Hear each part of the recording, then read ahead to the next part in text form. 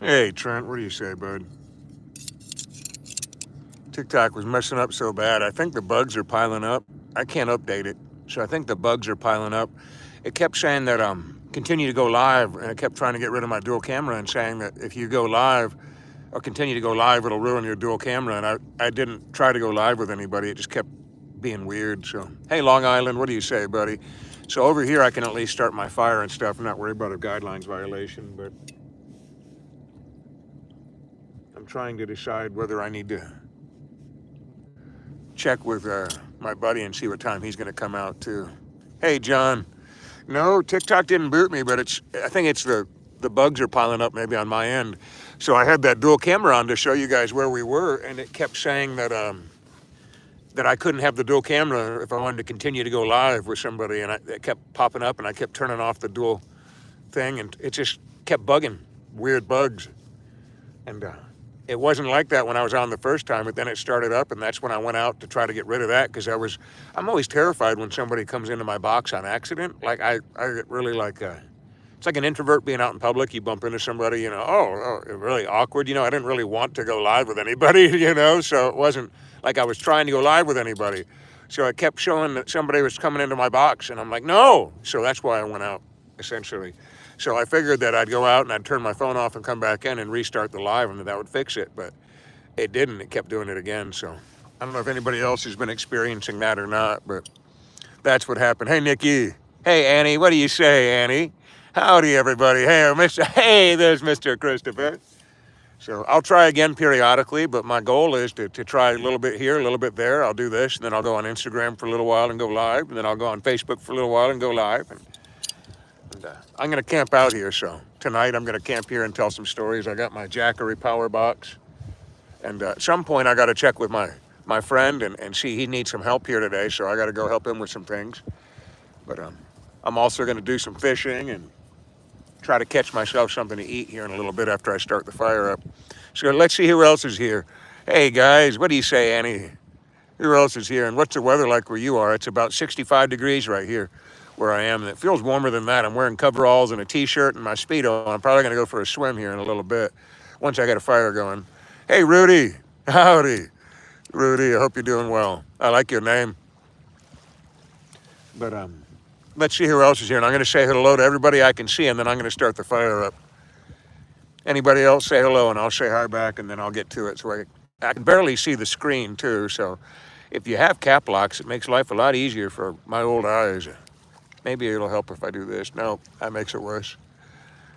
Hey, Danny, 44 in Clymer, New York. Well, that's not too bad at all. 75 in Dallas. That's amazing weather. Holy cow, that's perfect weather. That's outside playing weather like this. Man alive. I just hope that it's about, 55, 60 tonight to sleep. It'll be just right. With the breeze, it'll keep the bugs off of me. And I'll wad up in this thing probably on the ground here. 75 is nice, though. Holy cow. That's not bad at all. Hey, Rishi. Where are you, name? Right now I'm outside of Destin, Florida. I don't know if you can see it. The background is the Santa Rosa Sound. I'm going to show you guys around here in just a minute. But my name is Josh, Creature Preacher Schaller. Everybody just calls me Creech. Some people call me Josh, but it doesn't get my attention. 65 in Alabama, Cora Lynn. I like your name too. You guys have great names. Josh just seems like such a plain old name, but I mean, I love it. It's a name my folks gave me, but when I was born, it was like every other kid. I think what they did is they lined all the little boys up on a conveyor belt, and they were like, instead of Duck, Duck, Goose, it was like Mike, John, Josh. Mike, John, Josh. Toby, Keith, Josh.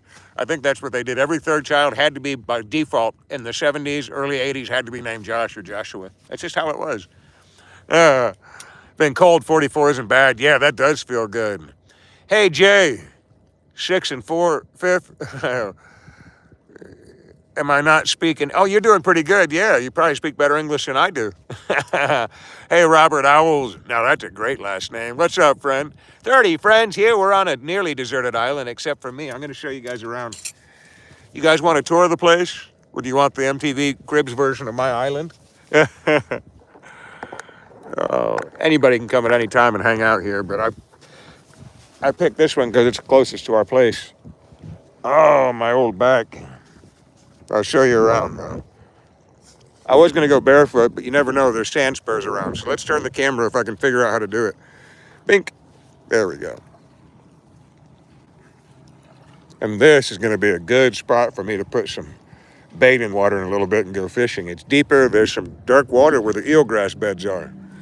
But I'm prepared for either sea trout or redfish, or possibly I found some fiddler crabs back there, so I might be able to find, that looks like a crab right there, but I can't tell what that is. Maybe an oyster shell. But you never know what might pop up out there. I see dolphins quite regularly. There goes some little plovers.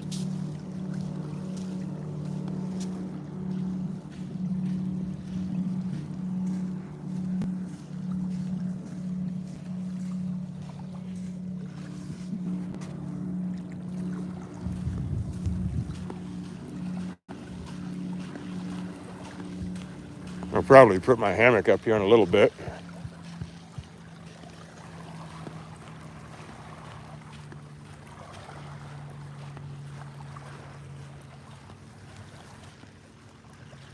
Here's the interior of the little island. It's not large. It's probably not even a quarter of an acre. I would say maybe a half an acre. Maybe it is. Maybe an acre. I don't know. Might be an acre island. We'll call it 1 acre island. And here's a bunch more good deadwood for a fire.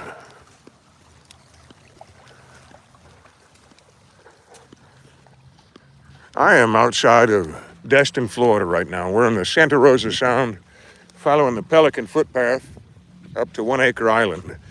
We're looking for arrowheads and shark teeth too. This used to be an island the Native American, the Calusa people camped on. And then later on, the natives that lived here that were the descendants of the Miccosukee and the Osceola Seminole families. But this is pretty much the entirety of the island.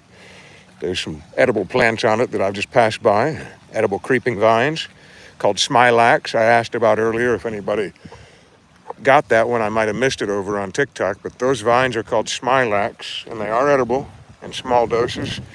The berries are edible, and the plants, even the green leaves, can be eaten.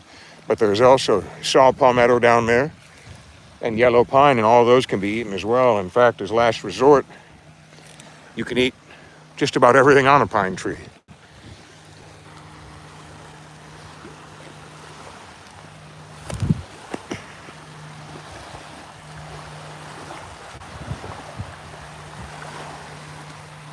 This is where I'm going to be sleeping tonight.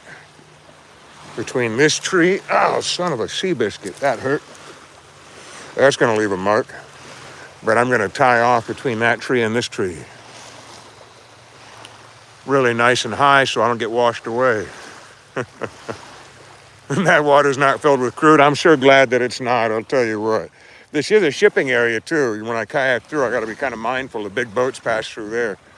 But I did find some crabs over there. I actually caught 1 or 2 already, so if I wanted to use them for sheep's head for bait or for redfish, I could fish my way up the food chain here. In other words, this area was full of little Atlantic sand fiddler crabs, which I did not know we had in this area, so it's very good news for me. In fact, I see one right there. There's another one.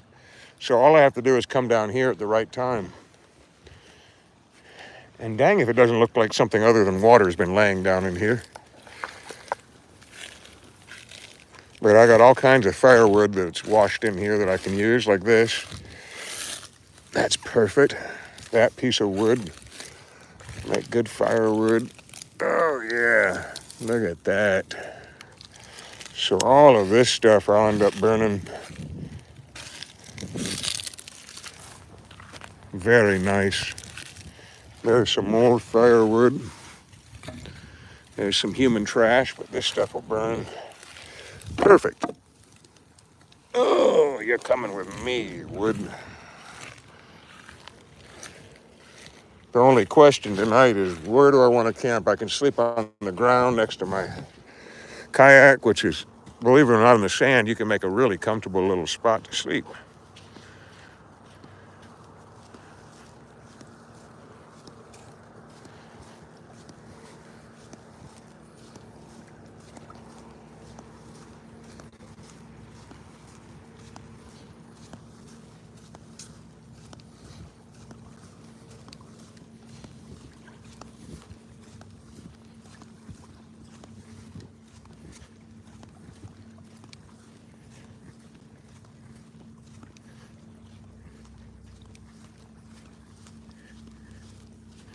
There we go.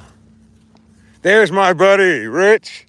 Look what I broke out. I was just telling them about you earlier. Were you listening earlier? I couldn't read the chat. But looky there. Look at there. I got some fuel for it. We got stuff to start it all up. But I'm going to check with my friend. He needs some stuff first, so I'm going to go and check in with him before I do anything. Ooh, let's sit here and read the chat for a minute and say hello to friends. We're going to be at it all day and night, back and forth between here, there, and everywhere in between. But at some point, I'm going to have to leave this stuff behind, run back to the house, help my buddy with a few things. And I'm going to get a few things. Since I might not sleep in the hammock, I might just sleep on the ground, so I might grab a pad. I have my friend Scott, God love him, sent a camping pad a year or so ago. And I used it one time and it popped. And it was just, I talked with a friend and he's like, don't feel bad. He said, I've never had one last more than a week. He said, no matter how nice you get them, he said, the inflatable air pads, he said, they're always going to spring a leak. So, I love, as much as I love it, I can't use it. So I just grabbed the one off of the lawn furniture came with like one of those little pads. I just grabbed that and this blanket and I'll wad this up 2 or 3 times and I'll lay on top of that. But what you do is you dig the sand out. You make yourself a nice little easy boy in the sand. There's perfect, nice, soft sand up there. And you dig it out the way that you would like. If you curl up on your side in a fetal position, whatever you want. But the key is, since it might rain tonight, so I need to bring something to cover my head a little bit. So I still might use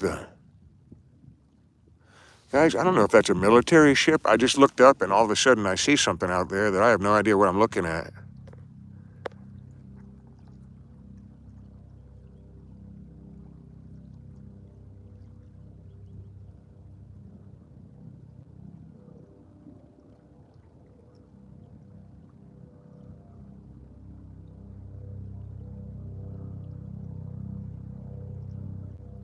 You see that little boat going by it? Is there a big craft right in front of it? It just went by it right there. I'm trying to keep it as steady as I can, but I'm having a hard time. It looks like a big blue naval boat of some type. This is the island that I kayaked over to in the snow. It sure is. Here's a kind of a look around. Yeah, no sand fleas. Thank goodness, not right now.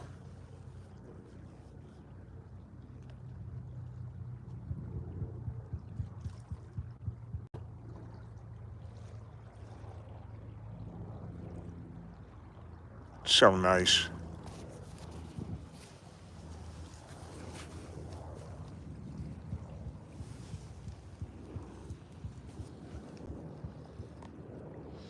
Shelly is feeling a lot better than she did. Thank God. The breathing treatment and the shot they gave her helped immensely.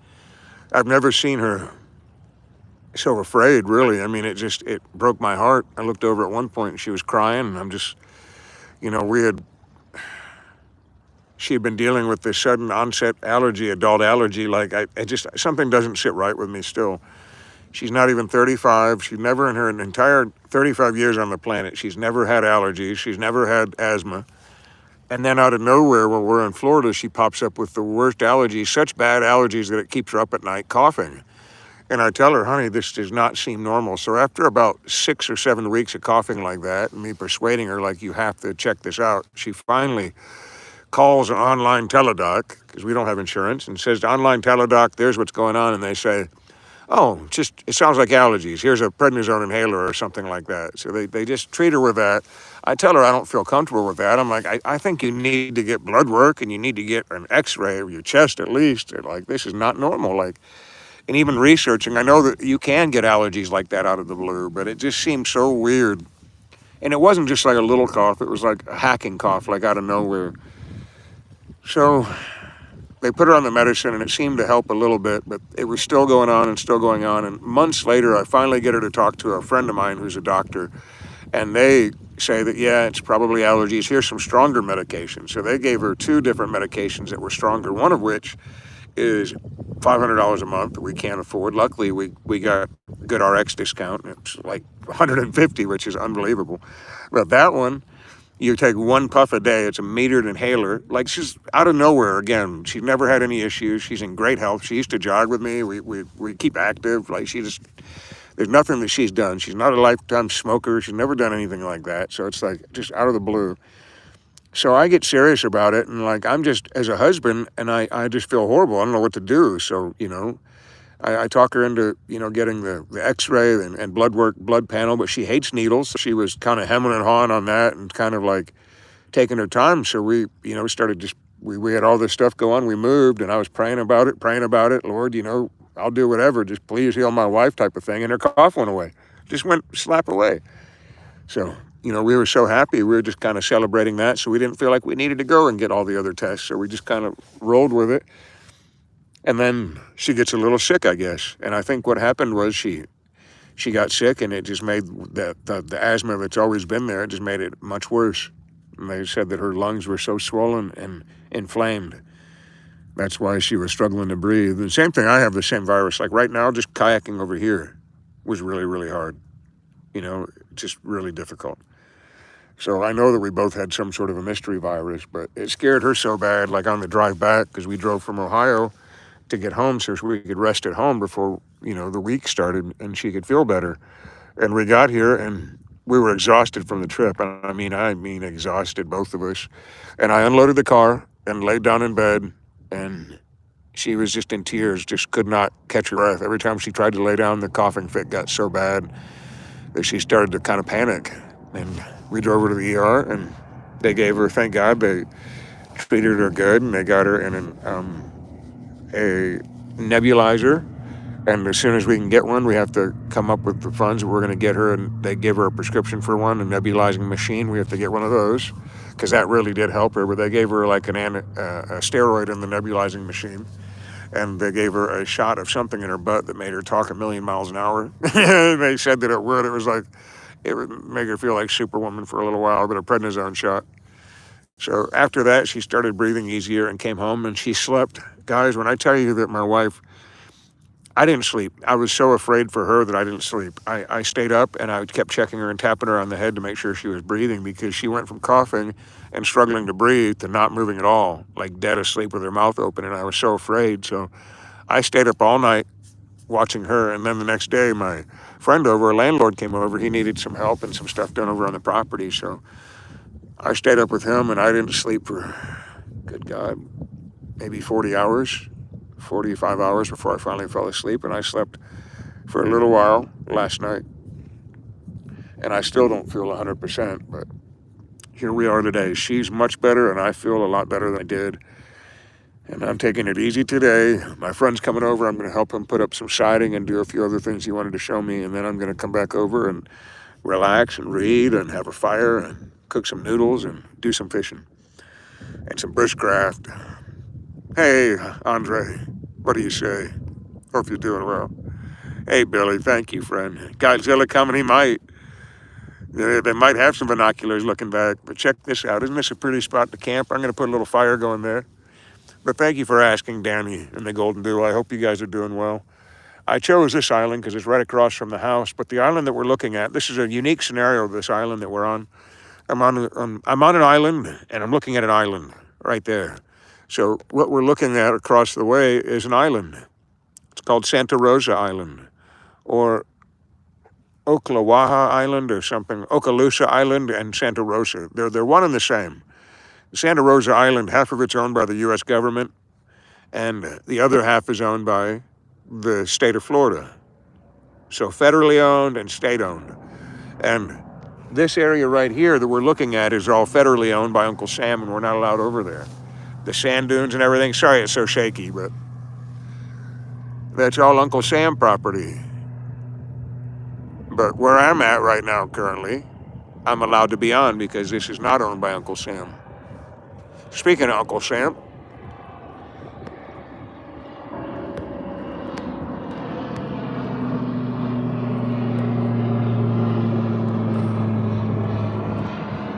do you have a pet giraffe? No, not yet, although I might have a chance to work with one here shortly.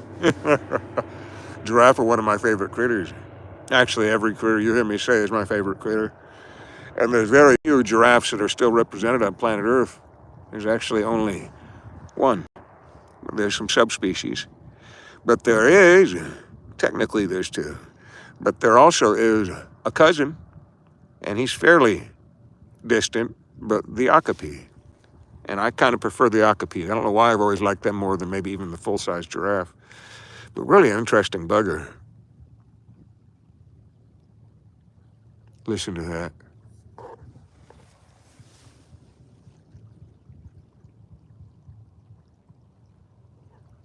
So nice and peaceful.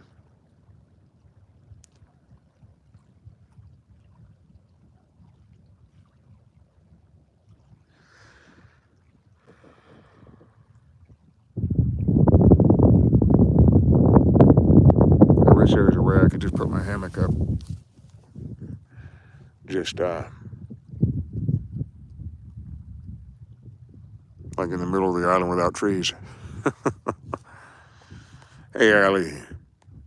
Welcome in, guys. Make pine needle teas, right? Yeah, we can. But anyway, I'll show you around a little bit more, and then I'm going to get some stuff together. I got to run back over to the house and grab a few items. Make sure I drag up above the high tide line all my gear. But this is where we're going to be tonight. I'm going to do some swimming here in a little bit too, I think. And here's some of my goodies. I don't even know all what I brought, to be honest with you. I think I left some of it at the house on accident. I did. I left all of my fruits. Of course, I left the healthier stuff. No, there they are.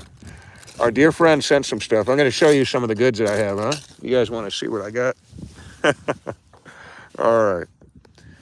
I can show you some of the stuff I got. Now, I'm not living healthy today. I'm just living good. So, my good friend Nikki sent these. We've not had a chance to try these yet, so I'm going to try some. Scampi flavor fries. I believe these are from Great Britain, so I'm excited to try that around the fire later. Now, I know a lot of people don't eat the way that I do, and they're going to be disgusted by the thought of this.